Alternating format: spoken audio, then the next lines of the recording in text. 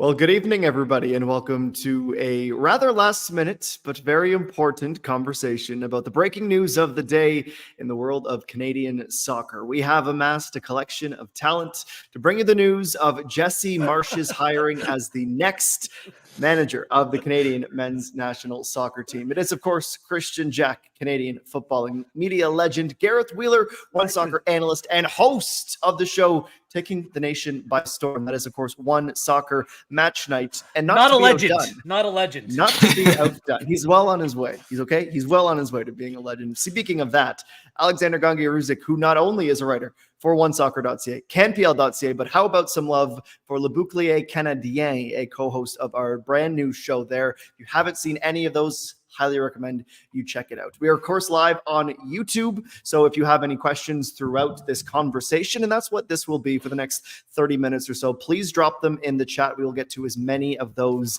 as our producer deems worthy of being discussed on the show. We're probably going to get to a lot of them because there's a lot to talk about. So let's start with the fact, Christian Jack, that yesterday on OneSoccer Match Night, we asked for an update. Producer Oliver Platt's going to need a new segment on his show because that was seemingly a weekly update from you on what's going on in this search. We finally have our answer. It's Jesse Marsch. Your thoughts?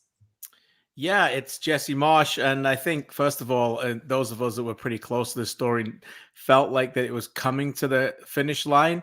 But whenever these things happen and they're able to keep it pretty close, I always think that's a win. I know it's not a win for us, but I think it's a win for them. I think it shows a bit more professionalism from their side.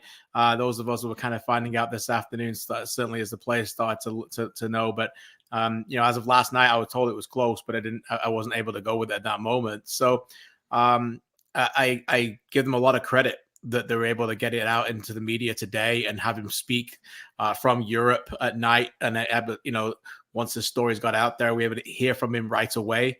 I think very often in the past, we're often wondering what's going to be said, and days and days go by before you find out the actual truth. And so we've got Jesse Marsch's story. We've got his quotes. We've got his sales pitch to become the men's national team. So head coach. So for me, I think it was great to have that opportunity to speak to him.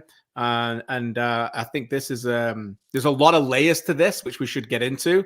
MLS involvement, other people were involved in this, the names that we've talked about as well. We'll get all into that. But my initial thoughts are one of excitement because they have got a great coach and one that I think the men's national team players can certainly work with and look towards building towards 2026, which is a huge moment for this country. Well, Gareth Wheeler, over to you. And I'm curious because this has been a name that's been rumored or linked, depending on which word you want to use, since the very beginning of this search. Now that we know, obviously, your reaction to the news, but also a level of optimism you have, because we were wondering if we were going to get this news, and if we were, how soon to Copa America would we get it? Level of optimism. That depends on a lot of things here. Let's start off. I think that there was... First of all, I'm happy that this is over because the number of names I have heard over the last few months, it's been incredible. And this, I think, is the nature of having so many different people taking a role, or whether it's small or big, in terms of this head coaching search. Like former players, executives, it went down the line. I heard I heard 2 or 3 different names who were presented to me at one time as the preferable candidates. None of them landed, but in the background, Jesse Marsch's name was continually linked. And with Angus McNabb's involvement, and I was told by multiple people that Ron Waxman, Jesse Marsch's agent, was highly involved in the process, that interviews were being taken place in New York City. For what now look to be more obvious reasons, that the name that I think that most people just kept on coming back to and landing on was Jesse Marsch. So I'm not surprised by the decision made today. Speaking to a lot of people over the last 2 hours, as many as I could, there's mixed reaction. There's people that are elated about this hire, think very highly of Jesse because he does tick a lot of boxes, almost all of them.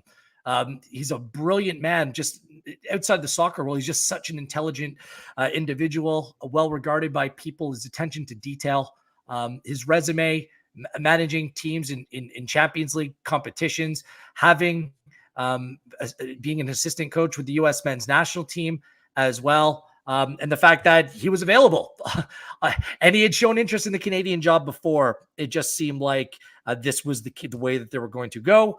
There are people with questions how this is all going to work. Throughout his press conference, he did speak of, where is this? I wrote this down. He said this multiple times about uniting, growing, improving. Where is it? I'm not sure he can do it alone. I mean, this is his job through the 2026 World Cup. And where does everyone else in the system come into play? And there are individuals I've spoken to that are disappointed that this isn't a Canadian being hired. And maybe it's less than a Canadian being hired, but there are people in this country that look at this situation and say, you not only didn't hire a Canadian, but you hired an American. People have told me, and this isn't my personal opinion of this, but other nations around the world aren't hiring a manager that comes from your staunchest rival. People will feel that way. And then there's details about the way that this thing is played out. The fact that the Canada men's national team head coach is now, for some reason, called the MLS Canada national team head coach in order to make the finances work. I know people have a lot of questions about what that actually means as well. So I think when it comes to, the excitement about it, I'm impressed with Jesse. I met him, it seems like a lifetime ago, before that European adventure that he went on. I think he's a really good coach. I think he's a really smart man, and he's really likable as well. And I wish him all the best of luck. But this is Canadian soccer after all. And there's just a lot of influences, a lot of noise, and whether that can all be filtered and a proper standard and expectations can be built around this manager, and he can be given the tools to take this program forward. That all remains to be seen. I don't dislike the hire.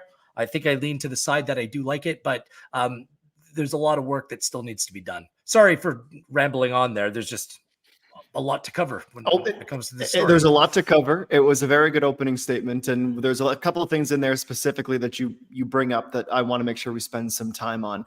I'll go to Alex next, but I always remind myself, Alex, in these moments that people who hear the news that Canada has a new head coach might not necessarily have been following the searches thoroughly as you have, as some of us have. So for those who just might need a refresher on Jesse Marsch, a bit of his bio, former U.S. international, 14 seasons as a midfielder. He's won in Major League Soccer. He's won 4 U.S. Open Cups. He was on Bob Bradley's staff at the 2010 World Cup. Of course, he went to England very recently to coach with Leeds. And in his relationship with Canadian soccer, Alex goes back to 2012 when he was the inaugural manager of then Montreal Impact, of course. So hitting a bit closer to home for that sense in the Canadian soccer landscape.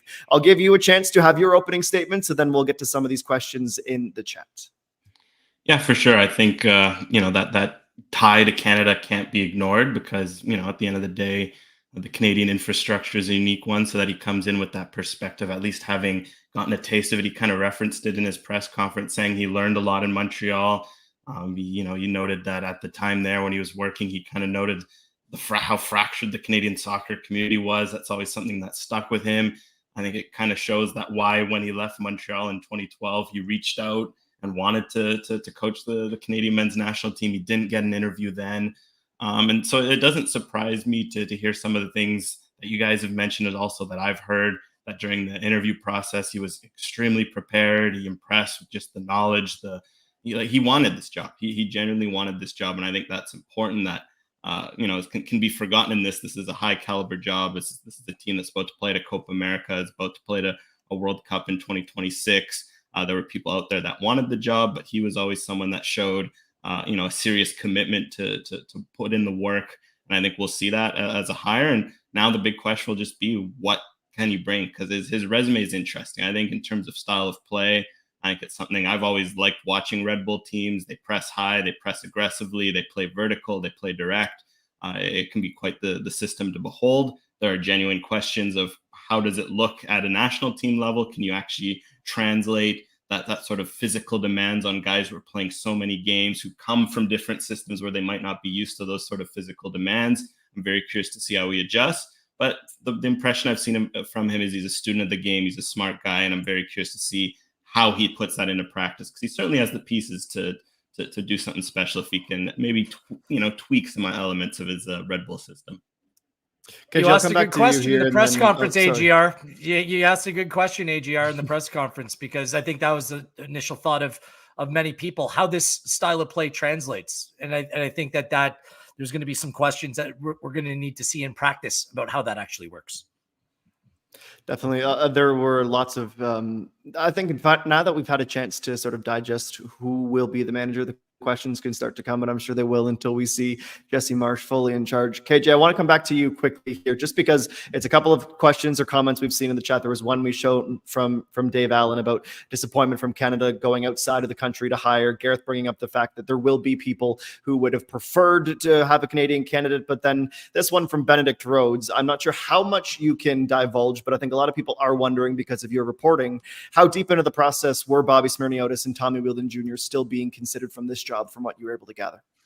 Yeah, they had interviews. They had interviews just like Aitor Karanka, just like Ole Gunnar Solskjaer, just like Stefan Kuntz. They had interviews.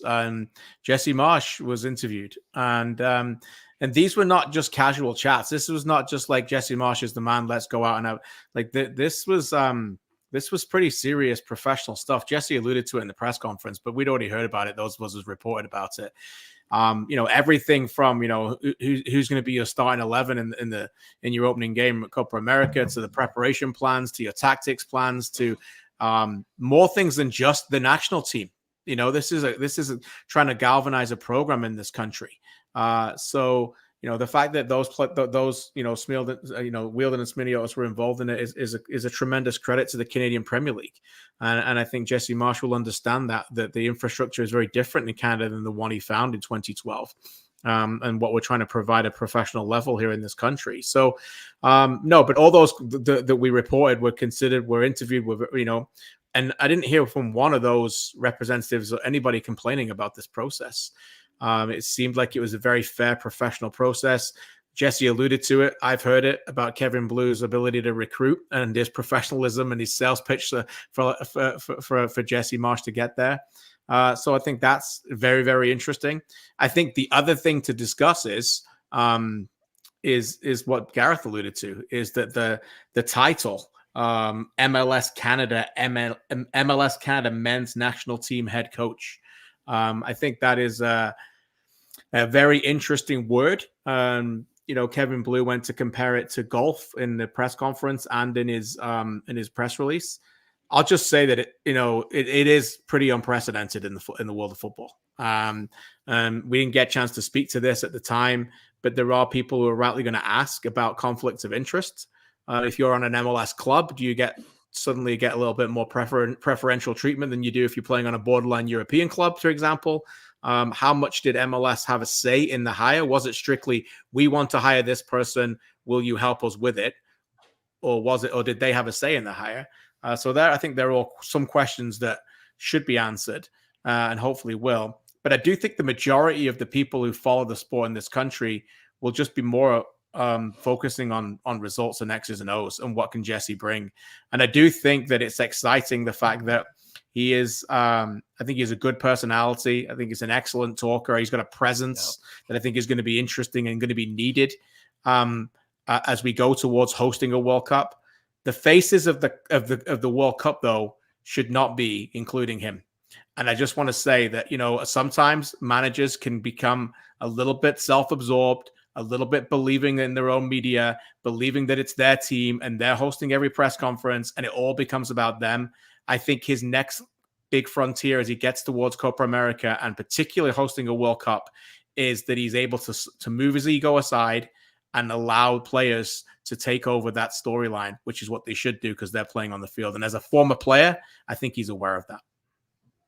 Gareth, let's come to you next more on this MLS link in the title. It's not fully out of the realm of football on the international stage. I can immediately think of the CommBank Matildas using that to sponsor their programs, the Forward Football Ferns, but to have it specifically on an individual coach's title, you have to wonder about that MLS influence, because while I have a very modest sum of money to my name, I know generally if I'm going to give that money to something, I want something in return. It's called a transaction. It was called philanthropic support support. I'm not to say that I don't believe that the MLS sides are engaged in wanting this Canadian team to be successful. But what is your takeaway from something, as KJ put it rightfully, unprecedented in this role?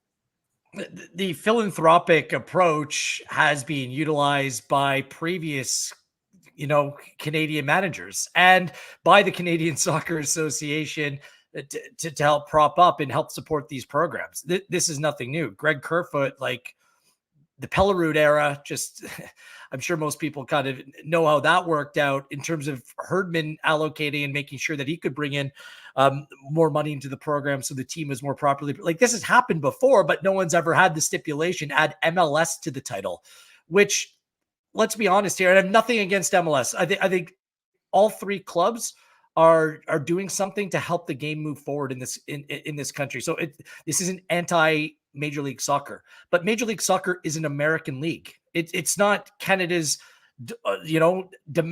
highest level of domestic football. And there could be conflicts of interest. I'm less concerned about selection on the field because, quite frankly, fewer and fewer players from MLS are making it into Canada camps. More and more of their players are playing abroad and representing the team. It's just, we did a segment on Match Night last night about Joey Saputo and his decision-making with Tony Marinaro. I mean, he's done some really good reporting about Saputo's interests within the Montreal market, and some of the realities of potential expansion and what's being limited and how that works there. Like, when the CSA, who is supposed to represent all the soccer interests in this country and all the stakeholders in this country, are now kind of looking to be a little bit second class when the national team head coach is brought to you by Major League Soccer. Like, it's just so bizarre to me. Like, other coaches worldwide, like I've heard of other managers of other nations getting kickbacks from like kit sponsors, for example. So if you wear Puma or Nike, then there might be some money allocated from one pocket into another to help make up the wages or whatever's required here. But this is a different one when the MLS clubs are stakeholders in the Canadian game. By the way, this is by no means belittling the MLS clubs or those parties, including Joey Saputo, for wanting to help out to make sure that Canada can get the best manager possible.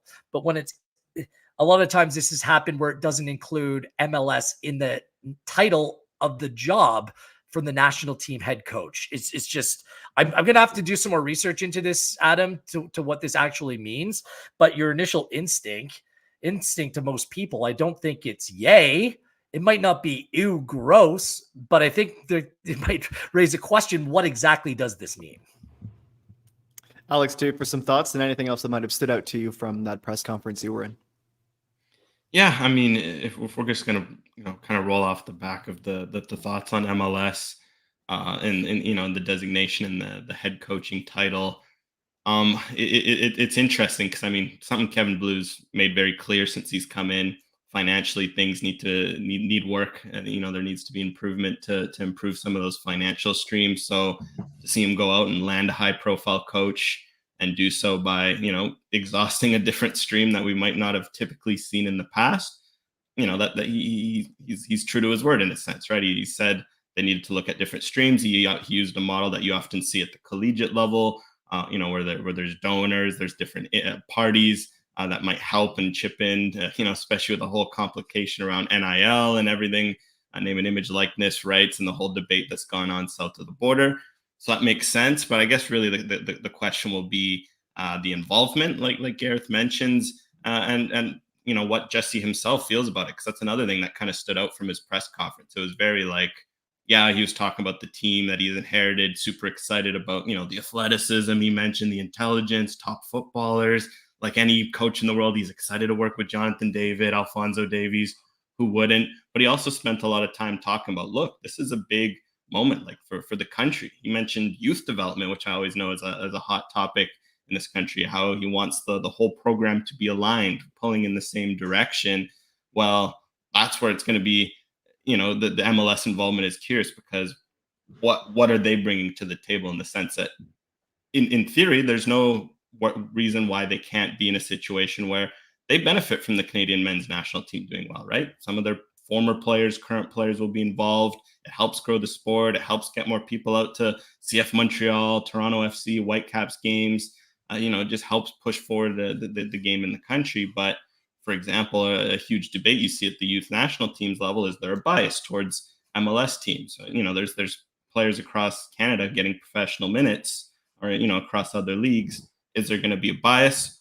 That's of course a whole other discussion. But I think we'll have to see, because I found it interesting that Marsch's philosophy and what he was kind of emulating in this press conference was really, forward first, get this program together. Okay, is this donation just a sign of that mentality kind of filtering through to donors and others, or is this something where maybe those other interests will start to crop up as Marsch truly gets to work with everyone and gets into the weeds with this? Christian, by my count, we are officially 5 weeks away from it's just a minor match called Canada versus Argentina to start the Copa America. So Jesse, obviously we've heard that he was very well prepared. He obviously got this job because the CSA believes he can do a job. But from now in the next 5 weeks, as he reaches out to players and gets himself familiarized and has the staff announced and built, we're still, I think, wondering what Mauro Biello's involvement will be going forward in all this. What do you think is the first order of business for Mr. Marsch here? Well, I think what we talked to him about today is communication. The first order of business is developing relationships. And he said it, right? He said today in the press conference, for those who didn't see it, is that, communication and building relationships, and then the coaching becomes a little bit easier after that. And he's in the right continent right now, because most of his best players are there and he can go and talk to them. And that's very important that he has those conversations with those players. Communication is everything. It's everything in business, and it gets lost so often in sports. And that's why I really hope that he has the ability to communicate with Mauro Biello as well. We don't know where Mauro Biello will be. We don't know where he'll be. We asked him about that. He said he's going to have a conversation. But Mauro Biello's involvement in all of this process has been nothing but first class. The way that he's taken on this interim tag, those of us that have the fortune and blessing to be able to cover the sport, we know, we get messages, people always checking in with you. What are you hearing? Agents and all this. Mauro Biello doesn't care about that. Mauro Biello is nothing but a class act. He's not a gossiper. He doesn't want to tap into what we're hearing. He just carried on. He's got his job to do. He's been scouting for Copa America. He's had his assistant scouting for Copa America, thinking that he's still going to get that. And now he doesn't necessarily have to. He's not probably going to be doing that job. And I bring that up because Jesse Marsch needs to talk to him. Because Mauro Biello's been there for a long time, and he can tell him many, many things that Jesse Marsch needs to learn from. And my hope is that he is able to do that. And then he will be better suited to talk to his players, because then he will be, I think, a little bit more prepared to know what's gone on as his players start to let him know what needs to go forward. Opportunities to name a new captain, opportunities to set a new style of football, opportunities to explore and do things. People will say, and I think I saw it there, a bit of a trial by fire with the Netherlands, France, and Argentina. I don't think he would want it any other way. We are blessed in this country to have opponents like that. I don't think there's another country in the world, in world football, that are playing these kind of teams right now. When you think about the world rating of these teams in the seeding, so and by the way, expectations. Just go out there and start planting seeds forward. No one's going to expect them to win these games. So that's a real opportunity. And then comes games 4 and 5 in Copa America for him to continue to explore and get something out of these players. So, gradual gains and working with key players in that squad, communication and developing a trust. And I don't think Jesse Marsch is the kind of person that will want to be buddies and best mates with these people. He understands he's got to hold an authority above them. And he needs to go in there and tell some of these players in difficult moments and have difficult conversations with them. And he's used to that. And I think that's important. KJ, can I ask you this? Should there be expectations, though? Like, this is the thing. There was so many voices across Canadian football who were the experts that Kevin Blue thanked, who essentially is going to judge the job that he is doing. And if things don't go well through the summer months, albeit they're playing very difficult teams, they're going to be changing their style of play. Should there be expectations? And if there isn't, should there be? And who's judging him and the performance of his team based upon that? Because other teams in world football, especially heading into a World Cup, like, you got to make sure that you have the right individual at the helm. And from a personality, persona perspective, Marsch ticks all the boxes. But look, like, it didn't go well in his last stop at Leeds United for a number of different reasons. That's why I really like the question that AGR asked during the press conference. This all out, like, chaotic, transition football, press, like everything that's to do with it didn't really work at club football. How does that translate to international football? The game is, for all the Red Bull teams other than New York, who are having a little bit of a renaissance right now, it's been a little bit of a difficult go. That was the style of play over the last, up until the last year or two. It was a style of play for the 5 years before, the Ralf Rangnick style of play that brought Leipzig and Salzburg all kinds of success. But the game is changing. And typically in international football, you don't see that style be utilized on a regular basis. That was Canada's strength under John Herdman, by the way, playing in transition, but it almost was a detriment to them at times. So how do they adjust? And who's going to be gauging whether this is working or whether it's not? KJ, that's why I asked that question. Like, who is analyzing, who is assessing this? And is this style of play transferable to the international football and the players, more importantly, the players that this Canadian men's national team actually has? Yeah, a lot there. I would say, look, first of all, expectations, of course there are. I'm not talking about expectations on outcomes. I'm talking about there's lots of different ways that you can evaluate success and failure, not based on how many goals you put in the back of the net against Argentina, France, or the Netherlands.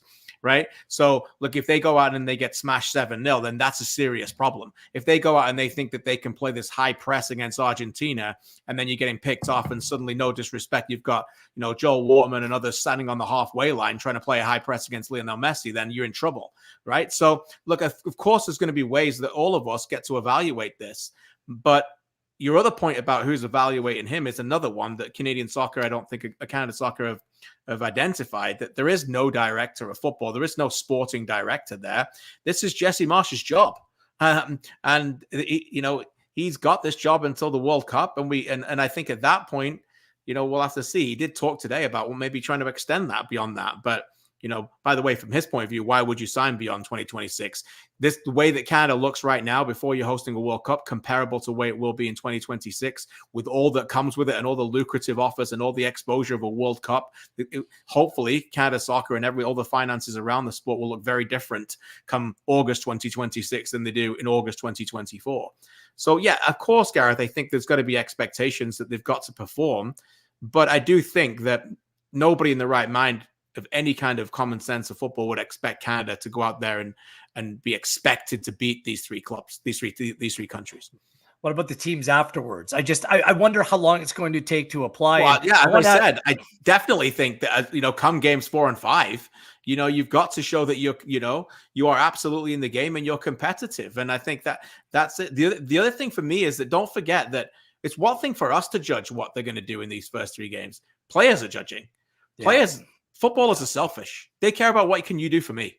What can you do for me? How do you make me a better player? What is Jesse Marsch going to do for Alphonso Davies, Jonathan David, Tejan Buchanan, all of these, Alistair Johnston, you name it? How are you going to make me a better player? So against Argentina, I feel like I can compete. So against the next team, Peru, and the next team, Chile, how can we compete? But I can guarantee you, if he does the right job, come September, and they're playing Mexico, and I don't know if it's been reported, but by the way, they're going to play the US. But that's going to be spicy. So let's get them ready for those spicy games in CONCACAF, where it's Jesse Marsch versus Greg Berhalter, and let's sign us up for the press conference. Yeah, Adams, can I ask AGR one question, if you don't mind, because you're really good at this stuff.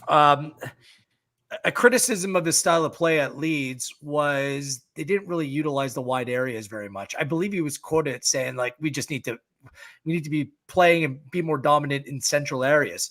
Well, I look at the strength of this Canadian team. It's in wide areas, isn't it? Just what sort of is there a formation? Is there a style of play? Is there like a framework that you believe is transferable from the way that Jesse Marsch typically plays to make it adaptable, to make it suited for this Canada team? AGR? Yeah, I think based on what we've seen of him, one thing I found really interesting when looking back at his time at Salzburg, he loved the 4-4-2 there, but he could get away with it. He was a dominant team in the Austrian league. They dominated possession. They had more talent. And then going to Salzburg and Leeds, he kind of went for more of a 4-2-3-1. At Leeds, he loved inverted wingers. And that kind of leads to the point about wanting to control central areas and wanting to play a bit more vertical. I think the 4-2-3-1 seems to make the most sense when looking at this team. I think for Canada, like you mentioned, the strength is absolutely in wide areas. I think if you're looking at the best players, of course, Alphonso Davies, Tajon Buchanan, the speed they provide, even if you go beyond them, Liam Miller, like they got guys who can run. And then, Jonathan David up front, I think as he's shown for Lille, he can be a pressing striker in that sort of lone striker system. So I think 4-2-3-1, in terms of the inverted wingers, it could make sense because that's, the age-old question, where do you put Alphonso Davies if there's a scenario where you think his best position is at left back?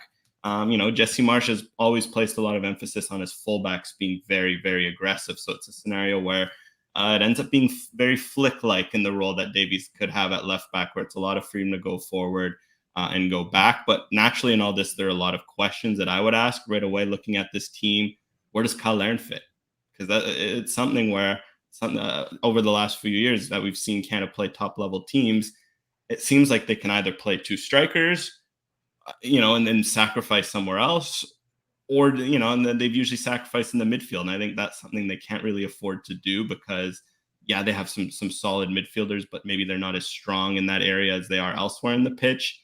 4-2-3-1, you can kind of fill some of those gaps. That might see Kyle Larin sacrifice, right? 4-2-3-1, David's up front. You can pick the wingers. Where does he fit in? He's not the most mobile of pressers. That's something where I see a big question. And then also what happens at the back? Because if he's playing more of a direct system.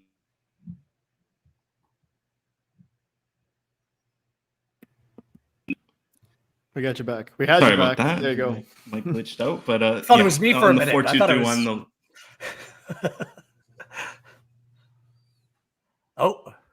Say how now? There you go. Live there technology. There it is. Live shows is always a delight. But yeah, the back four, someone like a Moise Bombito, I see what he's been doing to start the year at Colorado, the speed, the profile he can bring playing in a back four under Chris Armas, who Jesse Marsch himself is familiar with, another Red Bull disciple. Might he have to sacrifice some regulars we see there, like Kamal Miller? He's been an excellent center back for Canada under Herdman. Sometimes straight line speed, can be a question. Who some of the other options? Alistair Johnson in the back three. I don't think we see much of him at center back. I think those are some of the other important questions that we'll see. But I definitely, to answer your original question, 4-2-3-1 is something I see. And then from there, definitely using the strengths out wide. And Jonathan David is a big focal point. Well, this is a OneSoccer Reacts live Q&A discussing the appointment of Jesse Marsch as the next head coach of the Canadian men's national team. And I will eventually get the order of words right with the MLS. Let's make sure I'm doing this properly. The title will be officially MLS Canada men's national team head coach. If you have any questions for no one's going to be calling it that. Throw them in the chat. No, Gareth, you're not going to be calling him that? I assure you it's going to be on our lower thirds in studio. Can you imagine FIFA World Cup, first game of the World Cup, Jesse Marsch, they cut to him 2 minutes into the match, and it's like a font lower third, and it becomes like it's just going to say Canada head coach. Yes, it will. If you got your questions, throw them in the chat. We got about 10 minutes left before a bunch of us have to go. I'm just delighted by that thought here. I think FIFA's going to have to expand the name key to make sure it all fits in there. KJ, who do you think has the most to gain by this appointment? It could be a player, it could be a stakeholder, it could be anyone. But now that Jesse is officially at the helm, who has the most opportunity to grow and flourish now that this decision's been made? Soccer in Canada. Finally, we've got a little bit of stability. Let's move forward. And I know, and Gareth alluded to it, we live pretty similar lives. A lot of noise. There's a lot of noise going on. And no one cares what's going on Gareth's phone. No one cares what's going on my phone. But I just want to say, this has happened now. And whether you love the hire, mixed feelings about the hire, don't like the hire, not a fan of an American, it does not matter. It's done. It's done. I'm sorry. This is, we can all debate it, but now what's the most to gain? Canadian soccer.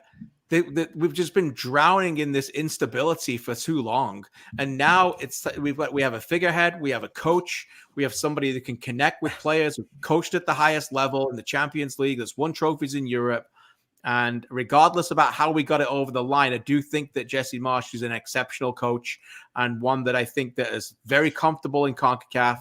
And I believe is that, as clearly as Canada Soccer believe, with the names that were involved in that process, is the right hire. And, you mentioned it, Canada Soccer, Angus McNabb, the professionalism of bringing in like Karanka and Kuntz and Ole Gunnar Solskjaer to get over the line, like this. And Jesse alluded to it today.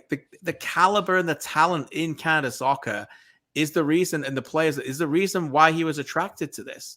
You think Jesse Marsch is applying for this job like 2 years ago? Absolutely no chance.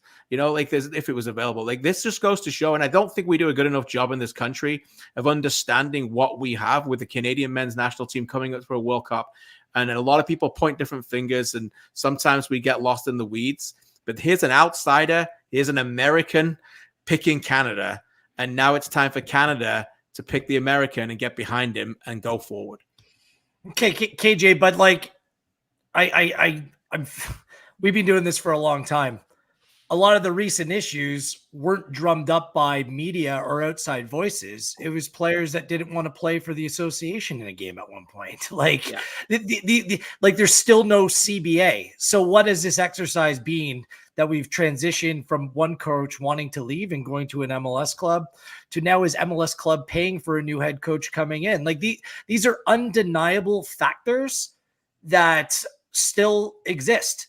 And we wanted to move forward with all of these projects along. I think most people that cover the game in this country, like there's been, and people that are involved in the game in this country want this thing to grow and thrive and continue to move on.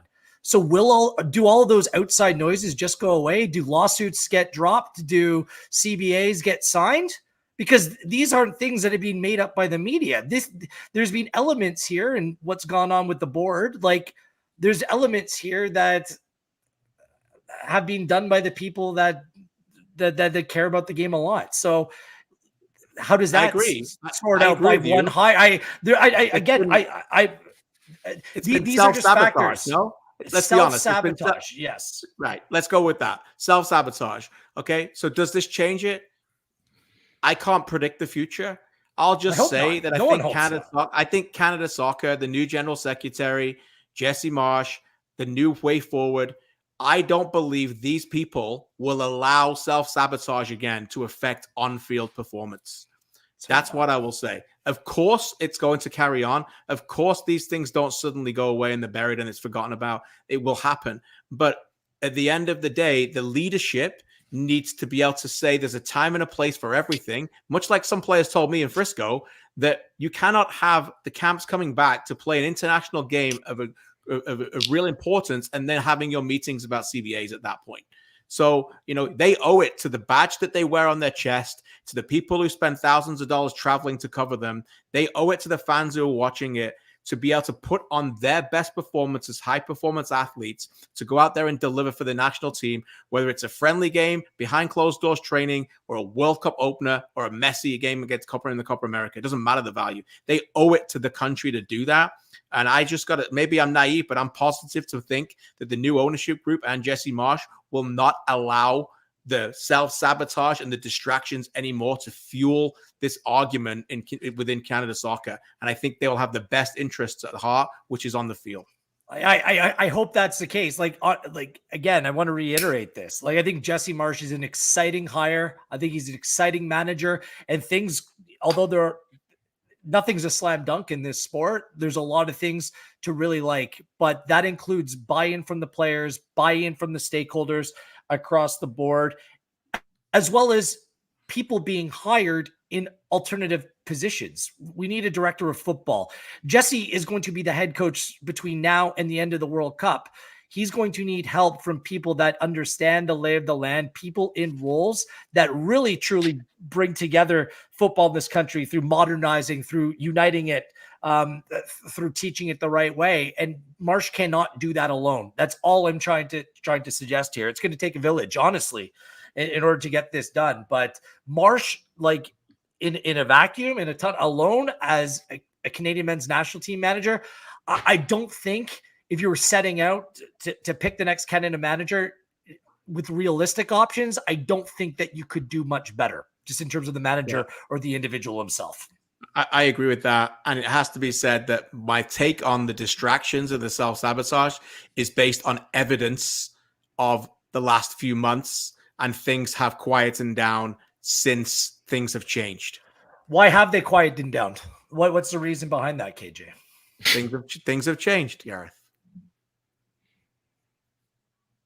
There have been, let's talk about too the fact, and I want to get to a clip of Jesse Marsch speaking to the U.S. men's national team rivalry, but I want to get to the fact that how many episodes of OneSoccer Today or Match Night or any of our other programming, or even just conversations that supporters have with their mates at the matches or at the pub about, we have this checklist of things that we need to accomplish, and the turmoil, the changeover. We need a general secretary. We all of a sudden had an AGM where the president changed and we have a new president-elect. We need a head coach in place before Copa America. Like, one of the things for me today is celebrating this like new layer of stability. And that's not to take a magic wand and say everything else off the pitch is solved because we've made these hires, but it just feels like positive steps in the right direction. And with that change and the quietening of some of the off-field drama that we've seen at times, leads us to the fact that we are 5 weeks away from Canada playing in the Copa America, and we know who will be the person at the helm of the group when that ball is kicked against Lionel Messi and company. KJ brought up a very fascinating point about a potential Jesse Marsch versus Greg Berhalter match on the near horizon, and Jesse actually spoke to this in the pre-match press conference, that rivalry. Let's have a listen. Yeah, well, you're right. Winning CONCACAF in World Cup qualifying was a massive, massive achievement. And it, I think, has changed the dialogue, certainly for this group of players, right? Certainly for the expectations that they have of themselves. And yeah, along with that come, certain pressures and the awareness that we have to meet even bigger goals. And I think we shouldn't be afraid of that. I think we should be ready to take this responsibility on fully, to understand that we need to emerge in the group with US and Mexico as the three powers of CONCACAF. And I think that, that case can already be made. And then the question is, can we push on to continue to move the needle of the sport in this country, right? And that's from a youth level, from a development perspective, and now continue to push the program and the sport in our country so that we can develop and compete more and more at the international level. So of course that means every tournament, Copa America, Gold Cup, Nations League, and certainly the World Cup, that we want to put our best foot forward, that we want to perform at our absolute best and compete for trophies. That's ultimately what we're in this for. So I'm excited about that challenge. The competitor in me is excited about, I have so much respect for the U.S. national team and for the Mexican national team. And I think that those challenges will be big, but there's no reason with this player pool that we can't push ourselves to be certainly in that conversation and hopefully win some trophies here. So that was Jesse Marsch in his introductory press conference, having been named the MLS Canada men's national team head coach. I'm just going to keep saying it until it becomes routine. Kirsten, Jack, I know you got to go, so let me offer you one final parting word or message if you'd like, or it could be as simple as, thank God this search is over. A little bit. Again, just thank everybody for joining us on this Monday. It's great to see so many people involved in the chat. It just goes to show how passionate people are in this sport in this country. This very quickly, and people are caring about this. There's a lot of things going on. So, just the one thing that'll stick with me is what I talked to Jesse about today about the World Cup, and he didn't shy away from being that one who wants to go somewhere where no one else has gone before, right? And Canada hosting a World Cup. They've scored the first goal. Now they host a World Cup, and now they get the chance to get through. And boy, they better get through. In that knockout stages, they got to get through. They got to get through to that last 32, and then captivate the country. And all of this right now will be forgotten about, and it's time to go to work. So that's what excites me the most, and it'll be interesting to see what happens over the next few weeks. But it's going to be interesting. Brilliant games, brilliant opposition. It's a special time. Christian Jack, we thank you as always. We appreciate you. We know you got to run, so we will let you go. But thanks as always for joining Thanks, us and everybody. for your work during the search here on our live Q&A today. Jesse Marsch, the new head coach of Canada's men's national team. Alex, I'll come to you next. Some final thoughts from you. Take it in any direction that you'd like here, but I've asked the question about potential winners. KJ says Canada soccer, but is there perhaps a player or a type of player that might benefit the most with this news? Yeah, I feel like anyone right now who likes to press, likes to run, you might get an extra look at, right? Like if Jesse Marsch wants to kind of onboard that system as soon as possible, like right away, I think of someone like Mathieu Choinière. Everyone in Montreal raves about a fitness freak he is. He wins the beep test every year. Someone like that, Canada, kind of who's the third guy beside Eustáquio and Kone? A guy like Choinière who could come in and run right away. You have to imagine is looked at. You look across the board as well. Another one, Ali Ahmed at the Whitecaps. He's got an excellent motor. He can kind of play that front forward direct style that Jesse Marsch plays. I'm very curious to see. I think it's something where we know this core of this team. I think when you're writing up a lineup, you're not excluding David, Davies, Buchanan, Eustáquio, Kone, etc. But who kind of ends up being the key pillars of his system, right? For Herdman, it was guys like Daniil Henry, Steven Vittoria, guys who kind of maybe brought a bit of leadership, a bit of something different to help the belief side. I'm curious to see who Marsch's guys end up being like. Does the Choinière impress right away with that kind of fitness, that work rate? Ahmed, who wins the battles at the back line? Because I feel like there's a very interesting contrast in terms of some of the regulars we've seen and how they might fit into Marsch ball, as I guess we'll have to get used to calling it, or some other alternative. So yeah, I'm very curious to see some of those individual battles play out. Gareth, your final thoughts before we say goodbye today. Just, never mind the politics, blah, blah, blah. KJ's right. Like, Marsch is a manager. Now I want to see how his way of playing, because it is very distinct, how it comes together. Again, the criticism in his last stop with Leeds is that they were very narrow defensively. They were narrow in wide areas. They scored a lot of goals and they did a lot of high pressing. They led the league, and just in terms of limiting the opposition attacking, player to the back. Like they turned over teams all the time. Does he have the players with his Canada team that are going to be able to buy into that? International football is a different animal. It's oftentimes much, much slower. So we'll see how applicable that is to this Canadian men's national team. And if it highlights some of the good in this Canadian men's national team, then what does it mean just in terms of protecting the goal as well? Just Canada have good enough center backs, good enough players at the back in order to keep the ball out of the back of the net. Like the Red Bull style, I'll repeat this, was very on vogue like 5-6 years ago. Everyone was trying to play this high pressing style. Now we see it today, but the game has changed it a little bit. I'm really interested to see how Marsch will bring his principles to the national team program, but tinker with it based on the players that he is available with this national team. It's going to be oftentimes watching his teams play. It's thrilling. It's chaotic. It's maddening at times. It's really effective at times. There's a wide array of results that could really play out with him as manager. Lastly, I found it interesting how this whole situation unfolded as well, because I think he was on CBS. I was doing some media work where he kind of got into it with him and Berhalter traded remarks, and they seem to be like directed at one another, which is going to add to the intrigue about this US Canada upcoming game. But through that, he was asked by, I believe it was Jimmy Conrad, straight up, like, would you want the US job? And he said no. Like without hesitation, he said no, but now he's gone on and taken on the Canada job. Was the South Korea thing a real thing, or was this a means of negotiating? I don't know the mechanisms that made that work. I just find it really interesting how we've landed in this spot. I feel a little bit aggrieved for the likes of Bobby Smirniotis, Tommy Wheeldon Jr. I thought they would have been great. I hope that Canadian coaches still remain committed to working through the system in this country and going abroad and becoming the best managers that they can.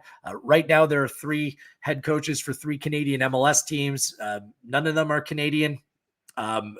We do have some in the Canadian Premier League. I hope that they were really taken seriously over the course of these interviews. And it's been a long time since we've had a Canadian. Again, I subscribe to hire the best person available, but it's undeniable we haven't had a Canadian coach for quite some time. I think it was Tony Fonseca who was an interim tag, but we've had Zambrano, Floro, Herdman, different individuals. So I just wonder when does that time come after 2026? We'll see. But as long as Marsch can get this team winning, focused on football, get them back on track and start maximizing some of the really, really great talent that this country has produced, then I think the rest of it will take care of itself. Well, I think nevertheless, an exciting day, a day where we finally get some answers on